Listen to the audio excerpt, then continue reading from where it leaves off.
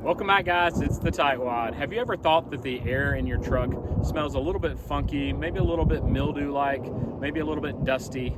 Well, I'm going to show you today how to find your cabin air filter and get it replaced. To access the cabin air filter on a 2007 to 2013 Toyota Tundra, you first have to remove the glove box. So I'm going to get this emptied out and then I'll show you how to remove it.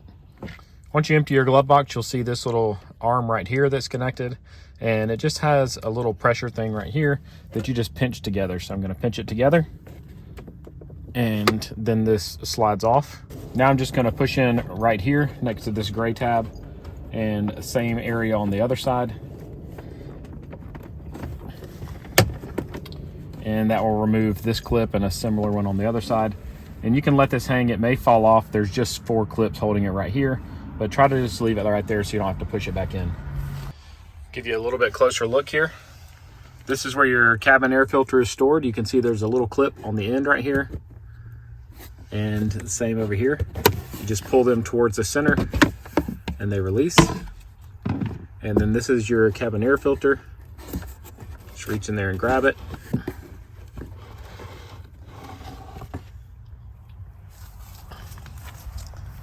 And you can see mine, I actually took it out when I was working on my head unit this weekend and dumped out a ton of leaves and acorns and other things.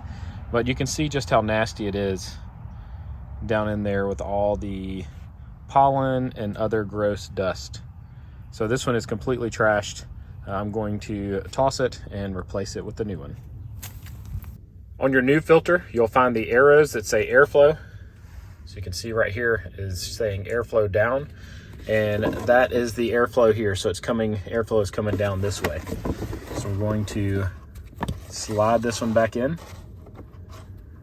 So in case you lost the orientation, the clips are on the top side. So you can see there's a little bit bigger space here than there is on the top.